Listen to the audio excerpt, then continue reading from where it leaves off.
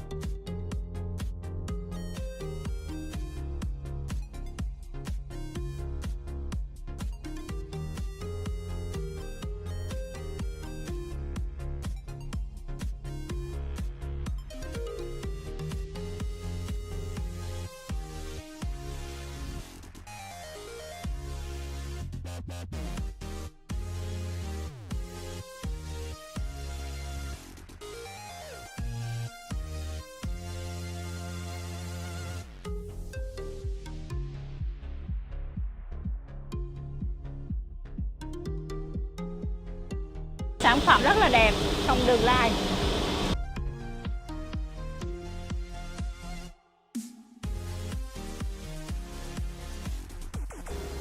Cảm ơn quý vị đã theo dõi chương trình của công ty máy chế biến gỗ Thượng Nguyên. Hẹn gặp lại quý vị vào video sau. Cảm ơn quý vị.